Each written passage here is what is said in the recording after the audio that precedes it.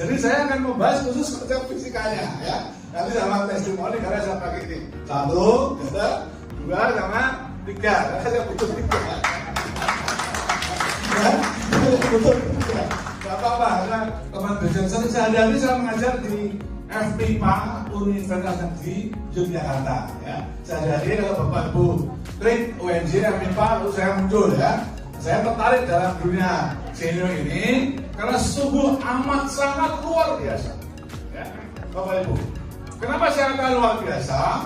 Karena risetnya itu amat sangat pasti lama dan sangat istimewa. Karena dua arah menyatu dalam satu titik temuan yang itu kita pakai sekarang ya. Itulah yang luar biasa. Jadi kan saya ceritakan, coba Mas karena saya beri judul sedikit agak, tapi supaya kita sedikit terbuka, tapi saya akan bahas dengan pendekatan yang sifatnya itu lebih umum ya, bukan sangat spesifik ya dalam fisika ya. Tapi karena saya itu bertemu beliau Pak David dengan Pak Dr. Setio ini baru sekali ya Pak ya, ini yang kedua ya. Ini yang kedua ya, sehingga informasi yang sampai pada saya itu belum maksimal ya. Maka tadi saya menyampaikan Pak David, kapan Bapak jadikan seminar nasional dan saya akan mencoba untuk mendalami lebih dalam lagi tentang fisikanya, dan itu pasti akan menarik bagi seluruh saya kira rakyat Indonesia ya, baik yang sakit maupun yang sehat. Baik yang sakit maupun yang sehat. Ya. Jadi yang judulnya ini masih agak karena saya sangat sibuk sekali. 2 minggu ini kami mengadakan seminar internasional sehingga saya sangat sibuk di kantor. Maka presentasi saya mungkin slide-nya belum begitu menarik, tapi yang penting kita akan mencoba melihat isinya ya. Saya beri tema judul tinjauan fisika pada GNU 1 sebagai small smart device ya. Saya sebut small smart device. Disebutkan dari namanya dari saya itu ya. Kalau dicari di belum muncul. Saya bernama small smart device ya. Small kecil, smart itu pinter, cerdas ya. Device itu piranti atau peralatan ya. Di peralatan kita itu kecil ya, tapi smart ya. Smart itu cerdas, pinter sekali. Dan device ya, pirantinya itu kecil tapi cerdasnya luar biasa ya, bisa memberikan range frekuensi amat sangat panjang gitu ya. Maka saya sampaikan ini next ya. Jadi Bapak Ibu ini sedikit agak cerita dikit ya. Jadi yang disampaikan Pak Dr. Setio tadi tentang gelombang elektromagnetik ya, itu sebenarnya adalah sebuah gelombang yang muncul karena persamaan Maxwell. Bagi orang yang belajar fisika itu pasti ketemu dengan persamaan Maxwell. Itu persamaan yang luar biasa. Salah satu itu adalah sekarang kita nikmati sebagai listrik kita ini ya. Persamaan yang ketiga itu ya. Kurel E sama dengan B T ya. Persamaan 3 itu yang sekarang mendasari generator hukum Faraday, yang kalau itu tidak ada listrik sekarang ini ya. Ini yang itu persamaan 3 ini. Jadi ini luar biasa ya, persamaan 4 persamaan itu, dan itu disatukan, diformulasikan dengan matematik, maka dihasilkanlah persamaan gelombang elektromagnetik itu ya. Ada E itu terkait dengan medan listrik ya, itu simbolnya E. Kalau B itu medan magnet. Jadi gelombang elektromagnetik itu adalah gelombang yang kesininya itu medan listrik, kesananya itu medan magnet, dan merambatnya ke sana, gitu ya. Bisa paham ya, bisa ya. Jadi gelombang elektromagnetik itu adalah kesananya itu medan listrik, kesananya medan magnet, merambatnya ke sana. Jadi mereka saling tegak lurus. Gitu. Berapa kecepatannya? Kecepatannya itu 300.000 kilometer per sekon. Jadi itu kaget ya, maka kaget itu cahaya ya. Cahaya sebagai satu bagian ya. Jadi kecepatan gelombang elektromagnetik itu 300.000, berarti 3 nolnya 5, satuannya kilometer loh, bukan meter. Kalau mau jadikan meter tambah 3 lagi. Jadi 3 nolnya 5 tambah 3, jadi 3 nolnya 8. Itu berarti 300 miliar meter per detik. Ya, 1 detik dia merambah 3 miliar meter. Ya, luar biasa kecepatannya. Itulah gelombang elektromagnetik. Apa itu? Next. Agak kecil ya, tapi kelihatan ya. Ini spektrumnya. Ya. Jadi gelombang elektromagnetik itu dari yang energinya paling besar, gitu, frekuensinya paling besar, ya, itu namanya sinar gamma. Ya. Sinar gamma itu adalah radiasi yang energinya sangat besar dan dia bahaya sekali untuk orang sehat. Ya, maka dia dipakai untuk orang-orang yang kena sakit kanker sudah sangat lama, untuk membunuh sel-sel kanker itu diradiasi yang namanya kemoterapi. Ya, itu diberi radiasi sinar gamma sehingga sel-sel kankernya itu terbunuh, mati. Tetapi ketika itu juga sel sekitarnya jadi mati, ya, maka bahaya. Maka orang-orang yang bekerja di dalam daerah itu pasti dari perlindungan yang sangat ketat. Misalnya orang yang bekerja di batan, ya, di tenaga nuklir, itu semuanya hati-hati dengan radiasi. Berikutnya kita kenal, ya, itu adalah sebelumnya. Nah, ya, kita kenal bahwa ini sinar X, ya. Sinar X itu dengan orang lain sinar Ronsen, ya. Itu untuk foto, ya, memfoto sesuatu yang tidak bisa difoto dengan kamera biasa, gitu. Itu pakai sinar Ronsen, ya. Jika misalnya untuk orang yang patah tulang, ya, orang yang ingin tahu bagaimana bentuknya tulangnya di dalam, itu pakai sinar X atau sinar Ronsen. Bawahnya itu adalah UV, ya, sinar ultraviolet. Agak sedikit bawahnya itu. Nah, ini Bapak Ibu, yang sempit ini, yang diperbesar oleh gambar ini adalah cahaya, sinar tampak, ya, yang sekarang kita nikmati, ya. Jadi cahaya itu hanya sempit sekali, hanya ada ini yang bisa menyebabkan kita bisa melihat, ya, ini. Maka artinya apa? Artinya ada sesuatu yang tidak terlihat, tapi yang dilihat hanya sempit ini. Jadi jangan sampai mengatakan kalau genio itu demit. Enggak. Ya, karena dia akan bekerja di luar cahaya, ya. Jadi cahaya itu adalah sesuatu yang menyebabkan kita bisa melihat. Itu sempit sekali. Yaitu panjang gelombang antara 400 sampai 700, ya. Ini sempit sekali ini, ya. Kemudian bawahnya ada inframerah, nanti kita jaga. Bawahnya ada gelombang mikro, ya, yang kita kenal dengan microwave, ya, untuk memanasi. Lalu ada TV dan FM, TV radio. Kemudian yang paling bawah adalah radio panjang gelombang panjang, ya. Jadi ini semua itu namanya gelombang elektromagnetik, ya. Dari panjang gelombang yang sangat kecil sampai panjang gelombang yang sangat besar, ya. Itu spektrum kita ada di dalam ruangan ini, ya. Tetapi yang bisa kita lihat hanya cahaya ketampak ini. Yang panjang gelombangnya antara antara 400 sampai 700, ya. Itu saja. Yang lain nggak tampak, tapi bukan demit, karena mata kita tidak bisa melihat, ya. Ya, itu harus paham betul. Karena ada seseorang yang ketemu dengan istri saya yang tadi berangkat dari istri saya, ya. Itu nggak boleh, itu musyrik itu. Itu nggak kelihatan, ya. Bukan begitu, yang tidak kelihatan itu belum demit, ya. Tapi adalah gelombang elektromagnetik yang di luar 700 dan 800, ya. Ini adalah itu, ya. Next. Ini matahari kita, ya.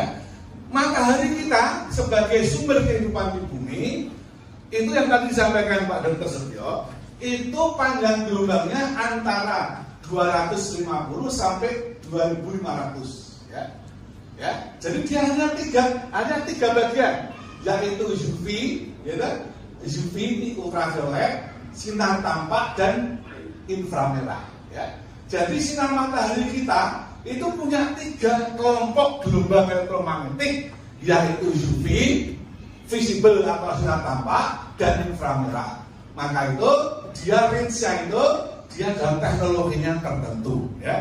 Contohnya betul Pak Dokter tadi, salah satunya adalah frekuensi yang sesuai dengan fotosintesis, ya. Itu adalah energi matahari dan frekuensi tertentu yang bisa menyebabkan tanaman itu berfotosintesis. Ini sebagian, ya. Next.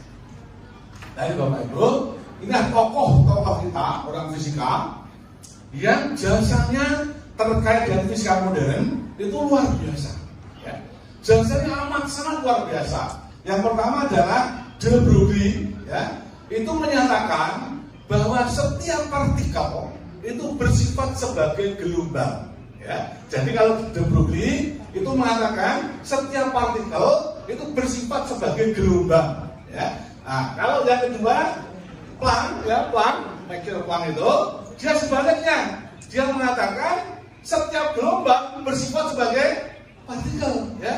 Maka ada dalam fisika namanya dualisme cahaya, yaitu dia bisa bersifat sebagai partikel dan dia bisa bersifat sebagai gelombang, gitu ya. Jadi maka dualisme itu tokohnya Einstein, orang ahli kita, ya, Einstein itu menyatukan, ya, bapak fisika modern kita itu luar biasa. Bahkan dia mengatakan di tadi bahwa pada masa akan datang itu, ya, tulisannya itu adalah future medicine will be the medicine of frequency, ya. Jadi obat masa depan itu adalah frekuensi, dan frekuensi itu bisa rentangnya sangat panjang. Maka cocok, ya, dengan sebuah kepercayaan keyakinan kita yang mengatakan bahwa setiap penyakit itu ada obatnya.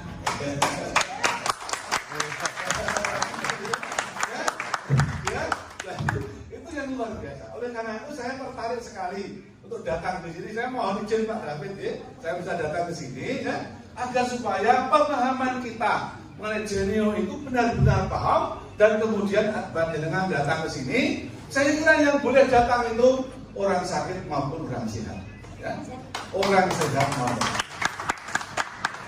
Bagi orang yang sakit kita butuh untuk pengobatan.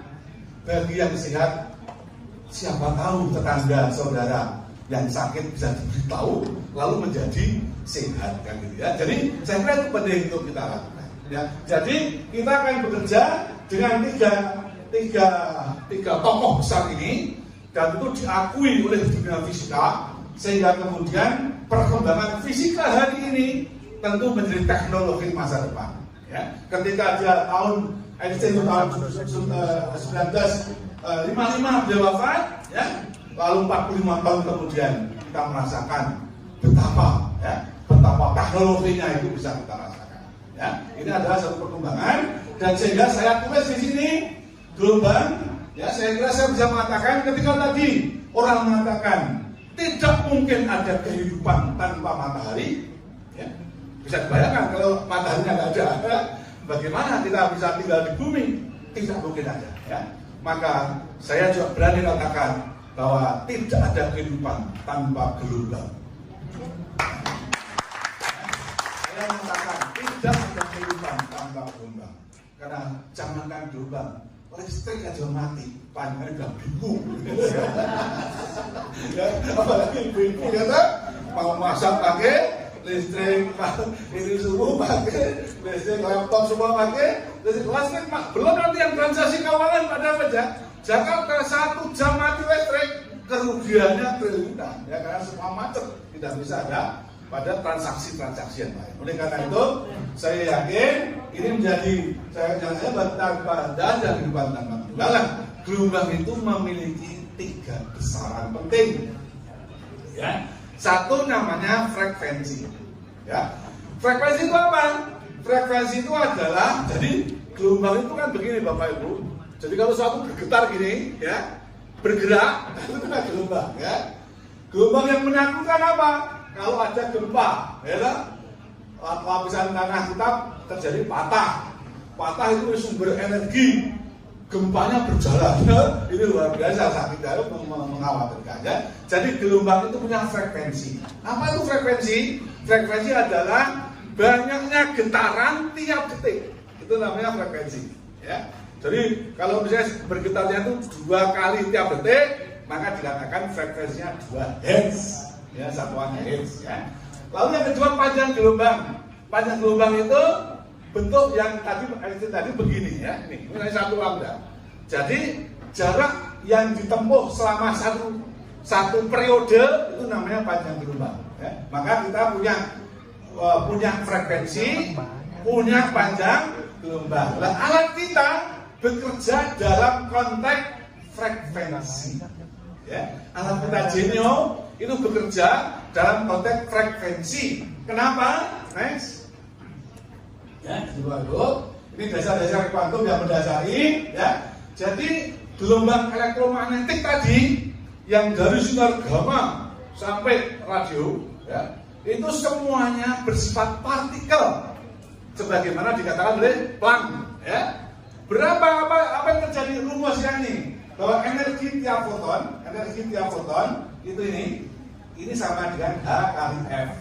F-nya itu frekuensi. Ya. Apa frekuensi tadi? Banyaknya getaran tiap detik itu ya frekuensi. Nah, H itu satu tetapan besarnya ini ya, tidak penting ya. Tapi bahwa energi tiap foton itu HF. Ya. HF kalau banyaknya foton N, maka N kali HF. Ya.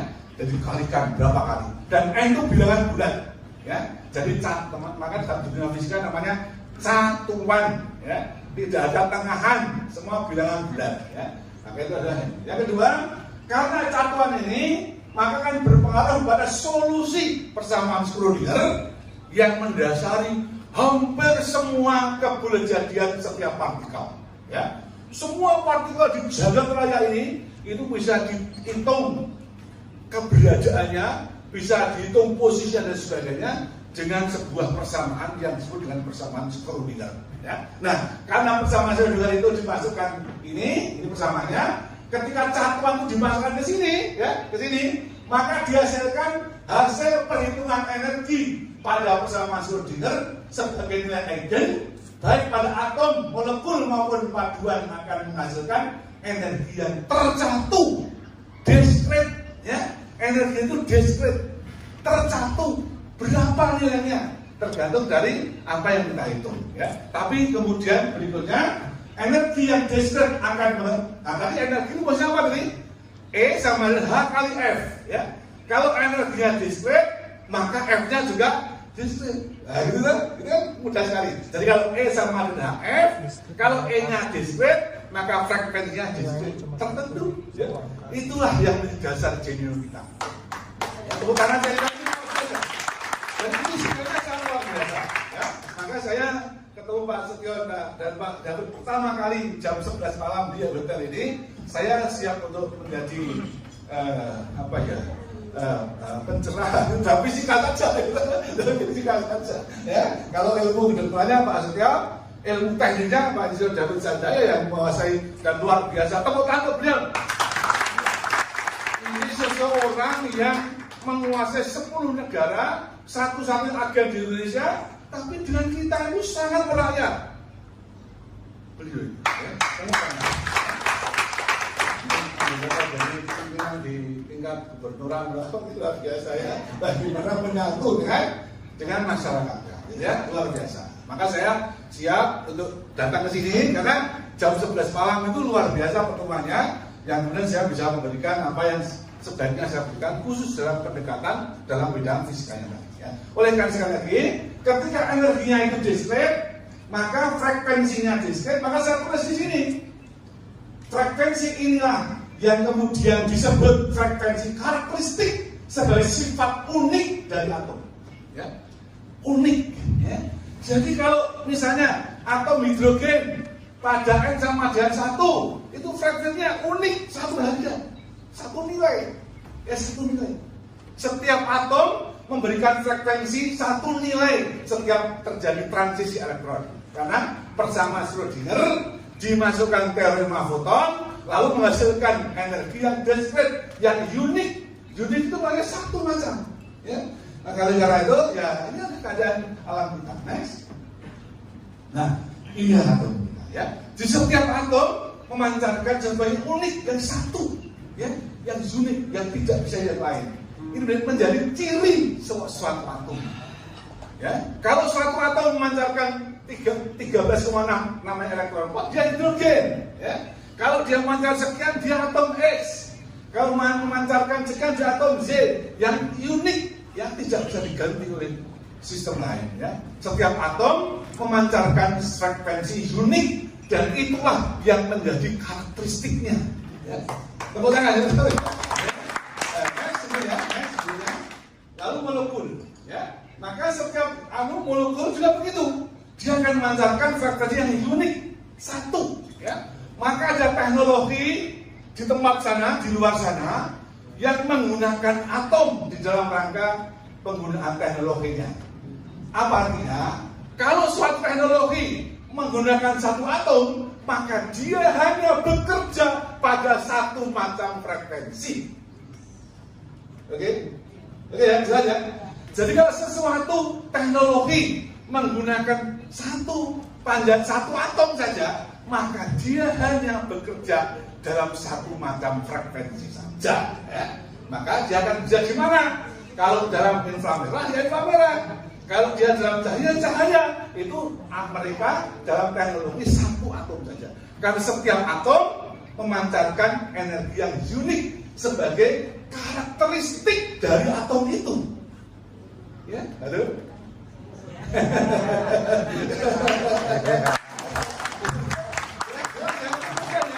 Ini fisika kalau matematiknya agak dalam ya, tapi apa namanya maknanya seperti itu. Ya. Next. Nah ini sekarang ya. Sekarang tadi Pak Dr. Setio luar biasa. Jadi setiap atom memiliki sesuatu yang unik dan atom-atom itu membangun sebuah molekul maupun paduan. Dan itulah yang ada dalam tubuh kita masing-masing. Ya kan? Jadi kalau begitu, maka di dalam tubuh kita itu akan ada frekuensi tertentu yang terkait dengan keadaan tertentu. Ya, dalam tubuh kita ini ada frekuensi tertentu yang terkait dengan keadaan tertentu, kan gitu kan? Ya, yang itu unik. Ya. Oleh karena itu, riset telah panjang dilakukan. Ya, tadi kenapa saya foto yang disampaikan Pak Dokter tadi itu sejumlah frekuensi. Ya, kalau otak misalnya 90 ada otak misalnya 90 ya. Sekarang kayaknya nemu semua 90 saja kan gampang, gitu. Kita pakai sekarang 90, tapi menemukan angka 90 itu yang setiap panjang, ya itu tidak sembarang orang bisa. Oleh karena itu, kita sekarang tahu bahwa kalau kemudian ada frekuensi 90 Hz, cocok untuk keadaan fisik, misalnya otak kita. Satu sisi. Ya, itu satu sisi ya. Jadi, setiap organ tubuh kita memiliki frekuensi keadaan sehat, karakteristik tertentu. Dan kemudian, kalau ada patologis masuk, ketidaknormalan masuk, pasti tadi Pak Dokter sudah menyatakan abnormal. Ya. Kenapa terjadi? Karena itu perbuatan kita sendiri. Coba Bapak Ibu saksikan bagi yang di Jogja yang kamu bisa membuktikan. Tahun 2010 Merapi meletus. Pedes gembel. Ya, bergulung-gulung awan panas itu ke bawah menyapu semua tanaman di lereng Merapi sebelah barat.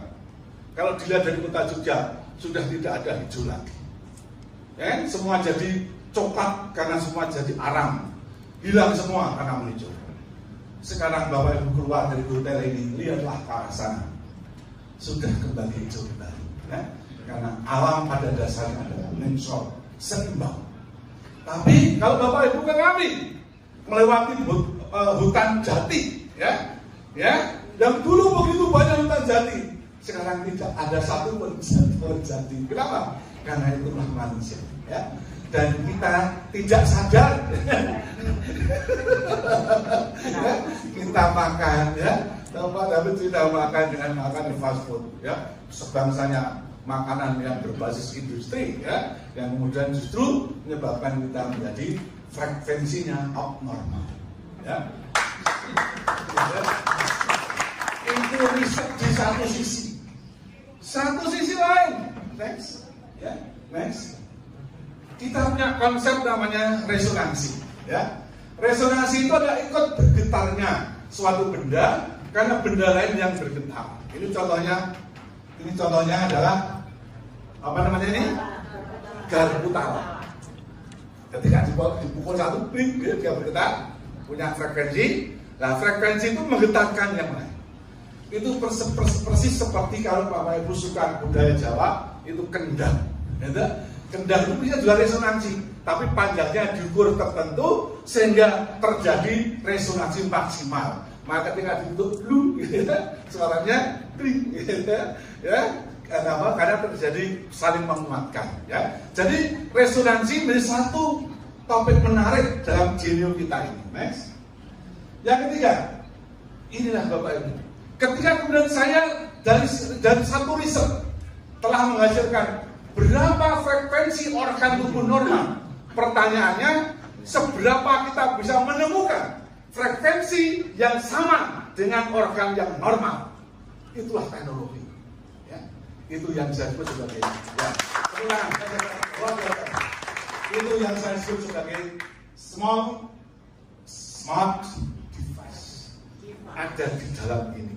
Ya, ada dalam. Nanti teknologinya beliau yang akan bicarakan.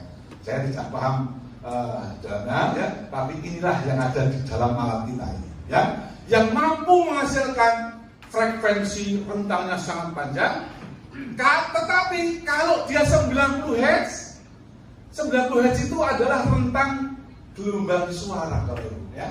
Jadi kalau orang bersuara itu yang frekuensinya itu antara 20 Hz sampai 20.000 Hz, ya. Itu suaranya terdengar. Kalau di bawah 20 Hz nggak terdengar, ya. Teknologinya tertentu.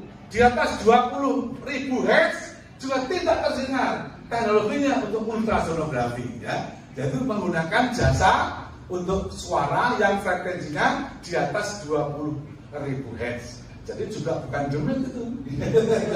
Itu ultrasonik, ya. Nah, sekarang risetnya itu dilakukan sehingga menghasilkan sejumlah frekuensi yang terkait dengan frekuensi organ tubuh dalam keadaan normal, ya. Oleh karena itu, maka inilah alatnya yang bisa membawa, ya, 90 Hz itu suara Bapak Ibu, ya, gelombang suara itu 90 Hz. Itu kalau di tembok sudah macet, nggak bisa masuk, ya. Masuk ke tubuh kita nggak bisa 90 Hz itu nggak bisa, ya. Maka alat ini yang bisa masukkan, yaitu pada gelombang dengan frekuensi yang bisa masuk dalam tubuh kita. Itulah gelombang radio, ya, yang diciptakan oleh sistem device kita ini, ya. Oleh karena itu nanti kita kaji terus. Saya berniat untuk mengkaji terus. Saya beruntung di dalam fisika material itu, andai kata tidak ada resonansi, saya nggak bisa riset, ya. Karena setiap benda selalu menarik pada frekuensi tertentu. Kalau Pak David waktu jam 11 saya ingat betul, beliau mengatakan, karena saya cerita, saya punya frekuensi yang sama dengan panjenengan untuk mengembangkan Genio. Itulah yang disebut berjodoh. Ya, yang disebut dengan berjodoh. Ya. Saya juga, karena di depan istri saya bukan tipe ya, tapi saya juga, ya. Sebetulnya waktu saya belum dapat dia. Ya. Itu ya banyak yang mungkin banyak yang mungkin tertarik, ya. Tapi kenapa jadinya sama beliau? Karena itulah resonansi ini. Itulah jodoh, itulah jodoh saya, ya. Dan insya Allah terus kita langsungkan karena sudah beresonansi, ya. Harus ada menguatkan, ya. Itulah risetnya. Jadi satu sisi riset menemukan frekuensi melalui sebuah device, sebuah piranti yang kecil tapi smart, ya. Itulah alat kita ini yang sekarang saya bawa ini, ya. Di dalamnya itu, ya. Nanti saya akan terus mengkaji, ya, untuk supaya lain kali kita bisa seminar lagi, ya, untuk membaca lebih dalam lagi terkait dengan pendekatan fisika dari bioresonansi. Kenapa bioresonansi? Karena terjadi pada pada makhluk hidup, yaitu kita, ya.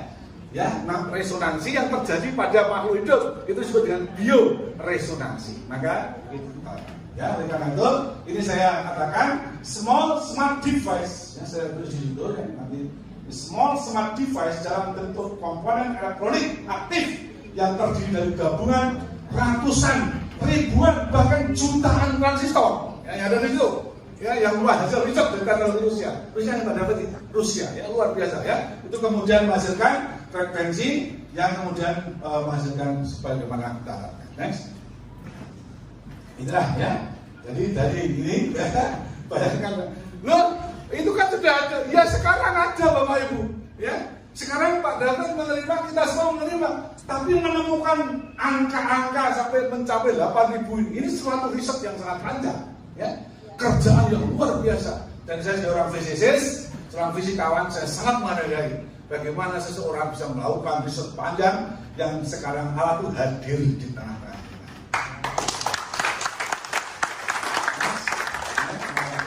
Nah, kesimpulannya ya, kesimpulannya itu yang pertama, Genuine hadir dari riset modern terpadu dari berbagai desain disiplin ilmuwan, yaitu biologi dan fisika sebagai bidang bioresonansi, elektronika dan rekayasa, sehingga kita semua bersyukur menemukan Genuine, sebuah piranti pintar yang kecil atau saya sebut sebagai small smart device. Ya, kita bersyukur menemukan hal ini. Ya, ya.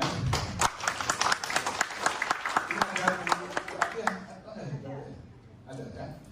Suatu ketika saya mendapatkan berita Ibu Sabto itu mengatakan kok tidak berpengaruh jenius saya, karena sama dengan saya, beliau obesitas, saya obesitas ya. Saya salah satu dari jenius ini adalah obesitas ya. Kok beda? Saya sendiri merasakan ya bahwa ketika saya pakai obesitas ini badan saya turun paling besar kemarin itu dari 101 menjadi 95, 6 kilo. 6 kilo. Kok Bu Sabto tidak merasakan? Saya merasakan bahwa ketika saya pakai ini, saya tidak merasa lapar.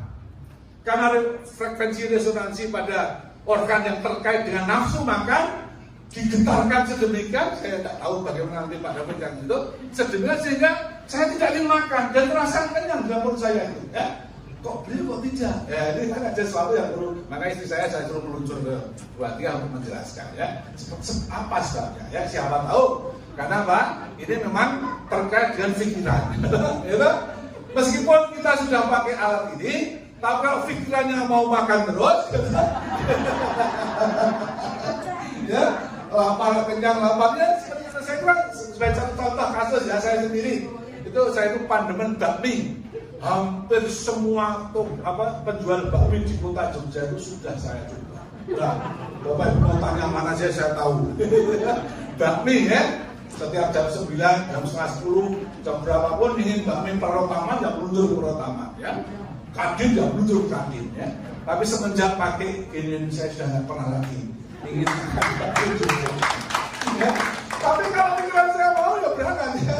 Tapi saya tidak ingin berangkat ya, karena niat untuk mengecilkan berat badan semakin kuat. Ya. Kalau saya ya kan umurnya semakin tua. Kalau orang tua itu yang paling bahaya kalau badannya nunggu, itu yang sakit. Ya.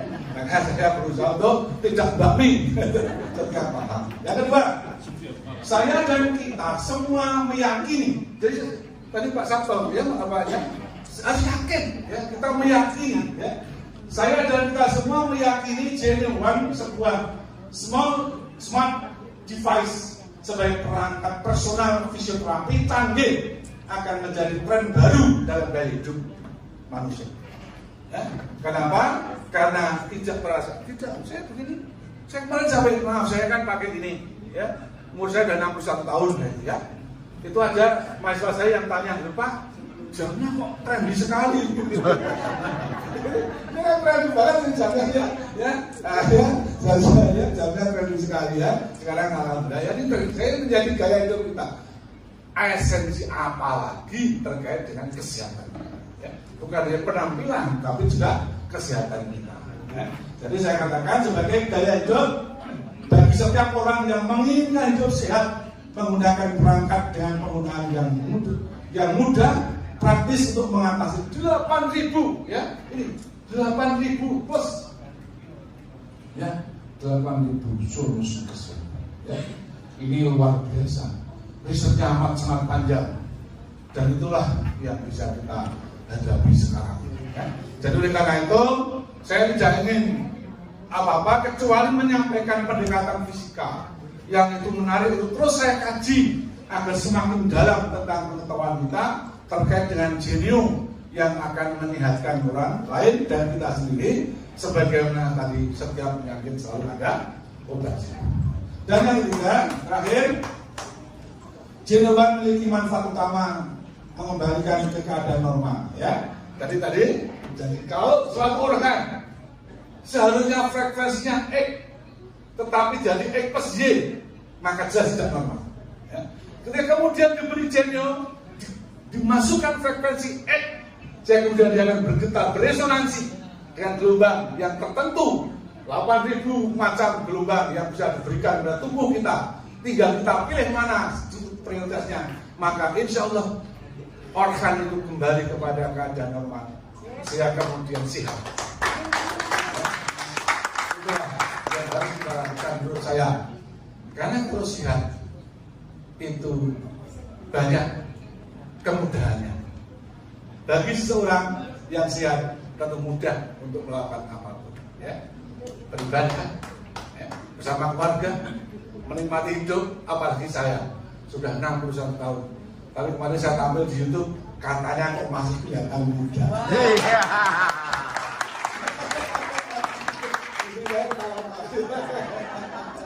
Ya, saya kira itu ya, tanpa jadi tadi saya mengatakan itu apa ya, jadi tanpa dimakan, tanpa diminum, tanpa dipijat, tanpa injeksi, dan tanpa efek samping. Dan itu yang bisa saya sampaikan, nanti akan banyak dari beliau yang menukik pada persoalan aplikasi dalam sebuah kesehatan kita. Dan saya ini karena baru yang pertama menyampaikan, dengan pertemuan dengan beliau juga baru pertama, tapi saya akan mencoba terus belajar untuk mendalami tentang bioresonansi. Saya kemudian akan memasyarakatkan pengobatan yang katanya mahal, tapi kalau untuk orang sakit jadi murah, ya kan? Berapa? 4 jutaan ya. Kalau orang sakit jadi murah, karena ketika dia merasakan sehatnya, sehat itu amat sangat mahal. Sedikit saya cerita, saya punya teman itu sakit tangannya itu kalau tersentuh oleh apapun itu sakit sekali ya. Diperiksakan ke dokter sampai 7 dokter tidak ketemu. Akhirnya dibawa ke Surabaya dan diperoleh adanya tumbuh daging di saraf otak belakang kepalanya ini, dan itu dioperasi, biayanya 150 juta ya. Jadi itu jauh lebih besar kalau kita mencoba menggunakan genome yang itu, terus keyakinan kita tumbuhkan, keseriusan kita tumbuhkan ya. Saya memang maaf, saya tidak begitu Pak Dokter, saya tidak bukan termasuk tipe orang yang disiplin, maka saya minta tolong istri saya ya, bukan saya takut dari istri ya. Ikatan suami istri, ikatan suami takut istri.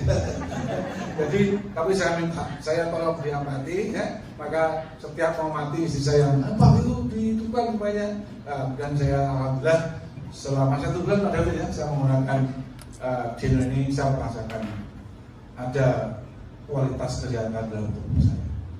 Maka saya mencoba terus mendalami, bahkan saya siapa tahu bisa artikel saya dalam rangka mempertahankan lukisan saya dalam. Terima kasih.